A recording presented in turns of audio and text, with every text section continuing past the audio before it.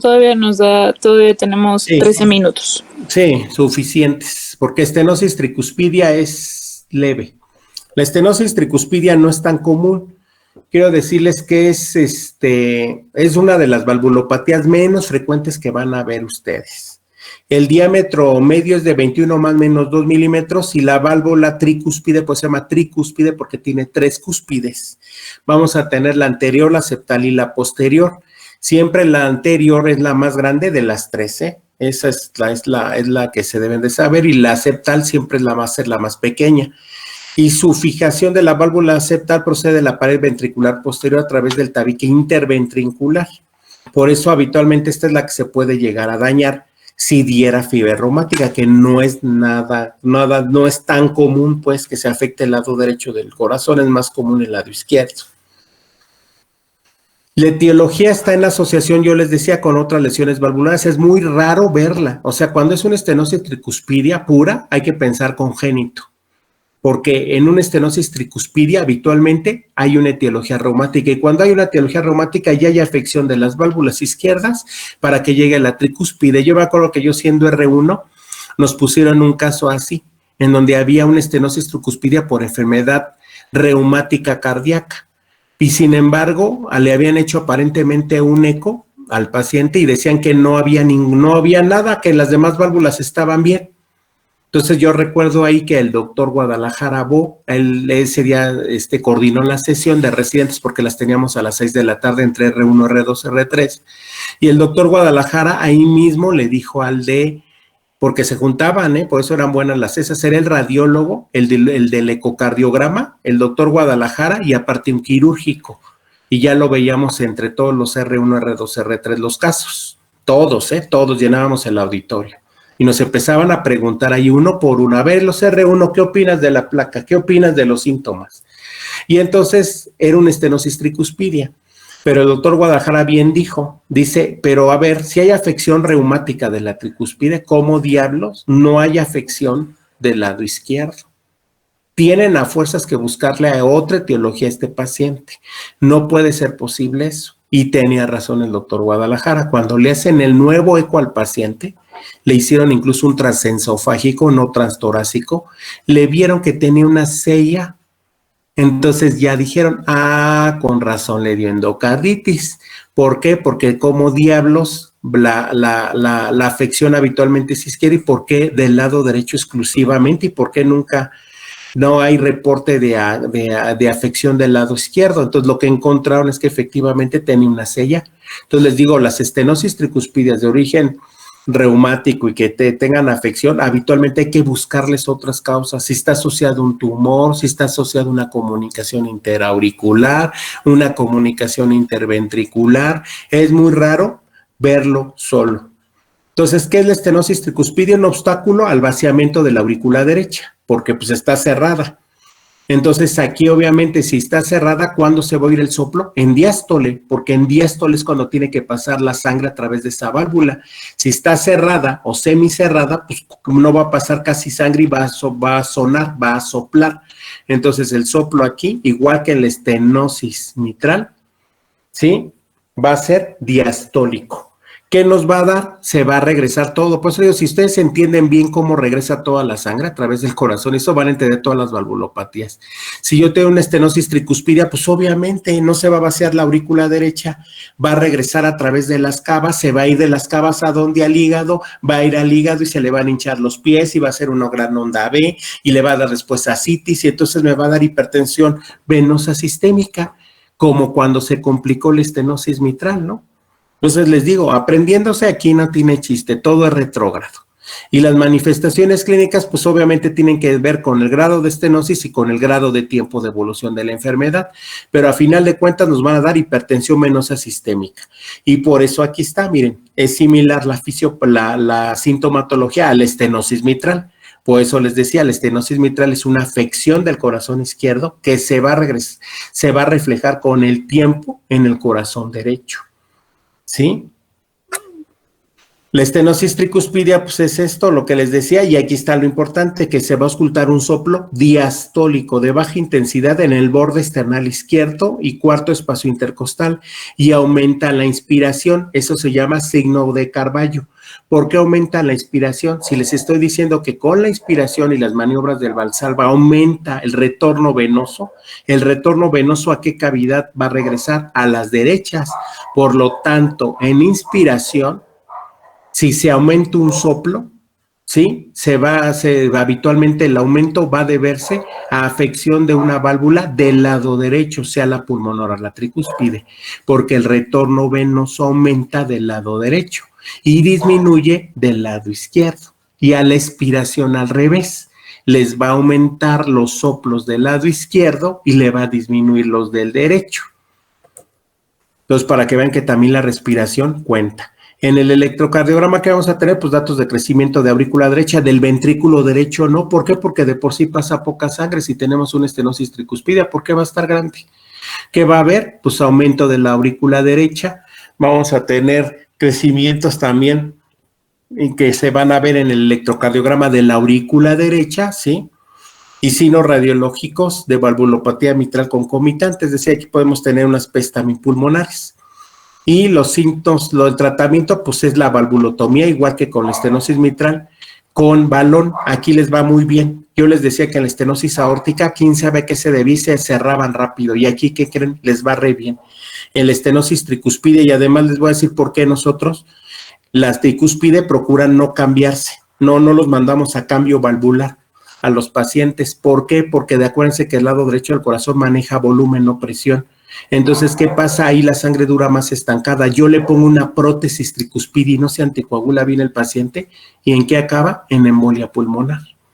Por eso es muy raro que vean ustedes pacientes con prótesis tricuspidias y es muy común que vean con prótesis aórticas y mitrales porque ahí el flujo es más veloz, casi no se logra estancar ahí porque la presión es mayor y pues menos probabilidad de embolias. En cambio, del lado derecho del corazón, el poner una válvula sí nos da más miedo a los cardiólogos porque sabemos que puede acabar en embolia pulmonar.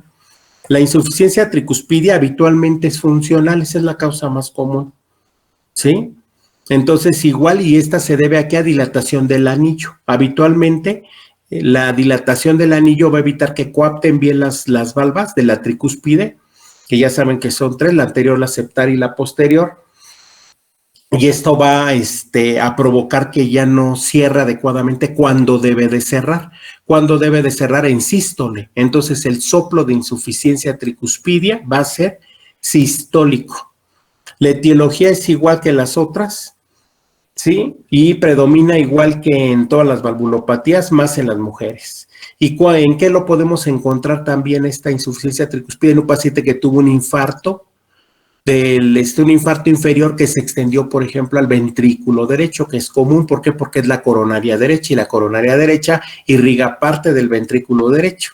Entonces, por eso en infartos inferiores, que es donde irriga la coronaria derecha, podemos complicarse con infarto del ventrículo derecho y ahí afectar la válvula. Entonces, si encontramos un soplo de nueva aparición del lado derecho por una insuficiencia en un paciente que se infarto, hay que pensar esto, que también en cardiopatías congénitas, si vemos un niño en la enfermedad de Epstein, por ejemplo, también podemos verlo en elongación de las cuerdas o afección del aparato valvular en pacientes con Marfan. Marfan es maligno. Entonces, la etiología de la insuficiencia mitral es igual. Tenemos muchas causas: enfermedades del tejido conectivo, enfermedades pulmonares, infarto del miocardio, y esto nos va a ocasionar que todo igual que en la otra enfermedad se va a regresar la sangre a la aurícula durante la contracción, es decir, durante la sístole se regresa y entonces nos va a ocasionar, a finales de cuentas, datos de falla cardíaca derecha. Entonces, aquí están las causas, ¿sí? Y aquí está la fisiopatología: regresa la sangre, va a la aurícula derecha, de la aurícula derecha del ventrículo derecho a la aurícula derecha, nos ocasiona hipertensión y congestión hepática. Aquí está, hepática crónica, falla cardíaca derecha. Por eso les digo, las valvulopatías no tienen chiste, todos nos vamos hacia atrás.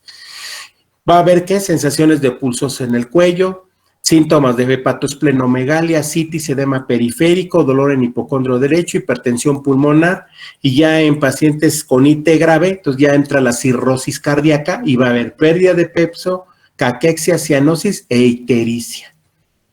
¿Sí? Para que vean que sí existe lo de cirrosis cardíaca. Entonces, todo igual, todo aquí está igual. La insuficiencia cardíaca derecha nos va a dar eso, caquexia, cianosis, en ocasiones ictericia por disfunción hepática. Hay un aumento de la presión venosa yugular, como en todas las enfermedades les dije yo que había una gran onda B, una gran onda C. Puede haber el pulso, confundirse el pulso arterial carotidio y hay ingurgitación a la inspiración por aumento del retorno venoso, lo que les decía, y ahí también el soplo se va a exacerbar. Como la válvula no cierra cuando debe de cerrar, que es en sístole, pues el soplo es sistólico y suele ser holosistólico, o sea, toda la sístole. Y va a aumentarse a la inspiración cuando ustedes le digan meta aire y ahí se va a incrementar más el soplo, ¿sí? Y eso se llama signo de Carballo, ¿sí? Porque él fue el que lo descubrió. O maniobra del Rivero Caballo también lo pueden encontrar, que es el aumento del retorno venoso a la inspiración, entonces se les hace una gran onda C y una gran onda B en el cuello a esos pacientes. El electro, pues no tiene datos específicos solamente pues algo de crecimiento ventricular derecho, puede haber una onda P grande, hay dilatación igual de la aurícula derecha y del ventrículo derecho y puede haber dilatación del cono de la pulmonar. Por eso les digo, no es común. Aquí es lo que yo les decía, el patrón ese moteado que está dando ahí de azul con amarillo y rojos porque hay flujo turbulento ahí. Debe de ser, ya les dije, todo lo que se acerca al transductor rojo, todo lo que se aleja en azulito, pero debe ser rojito y azul, rojo y azul en sístole y diástole. Cuando se ve ese patrón colorido, los que vean ahí eco con paredes se van a dar cuenta que cuando se ve eso es porque tiene un jet, ¿sí? Que indica disturbio y que indica ahí que hay un flujo que está de manera retrógrada y regresando, ¿sí? Entonces el eco es nuevamente el gold estándar para esta enfermedad. Porque hay que ver si tiene endocarditis, que es lo que les decía, que es muy raro que haya una endocarditis. Ahí hay que buscarle otra causa, una conexión anormal, una CIA, una CIB, cuando sea una endocarditis de la válvula tricuspide. Ahí, por ejemplo, se está viendo una vegetación, ahí lo pueden ver donde está la flecha. Perfectamente ese engrosamiento de la válvula no es normal. Aquí están más flujos, aquí está el Doppler, ¿sí? El Doppler, que lo podemos poner acá, es Doppler color, ¿sí? Aquí está una apical de 4 cámaras, viendo las cavidades derechas y las cavidades izquierdas. ¿Sí? Aquí está aurículas y ventrículos. Nuevamente lo de los crecimientos y el tratamiento, ¿qué es? Se prefiere reparar la válvula, cambiarla, lo que les dije nos da miedo, cambiárselas, porque sabemos que se puede dar una embolia, se hace una anoloplastía de la válvula tricúspide y 70% continúan con IT moderada severa, pero pues ni modo, a veces lo preferimos porque si no se pueden complicar con una embolia si no se anticoagula bien el paciente. Entonces, ¿qué hacemos? Pues hacemos una anoloplastía, que es una reparación del anillo valvular, casi siempre, y ahí más o menos quedan, no les va tan mal. Aquí está, miren, la reparación de la válvula reparación, necesaria reparación, pero van a ver qué raro que digamos cambio valvular, aún siendo un IT grave, miren, preferimos reparación. Ya de plano, si no se puede reparar porque sea imposible por algún motivo, una endocarditis que afectó mucho el aparato valvular y todo, pues ya ni modo, se hace la excepción y se cambia. Y aquí están los 10 puntitos para que lo repasen, ¿sí? Y los aprendan de todo lo que vimos, de la insuficiencia tricuspidia, ¿sí? Aquí están resumidos, ¿sí? Y creo que ya no nos da tiempo, ¿verdad? De esto, de estenosis pulmonar. Esto lo vamos a ver mañana, pero ya esto es rápido, ¿eh? Ya estenosis e insuficiencia pulmonar lo vamos a ver como en unos 20, 30 minutos. Aquí lo importante es que sepan estenosis, insuficiencia aórtica, estenosis, insuficiencia mitral e insuficiencia tricuspidia. Ya estenosis pulmonar y esto ya yo no le doy esas valvulopatías tanto importancia porque no es común.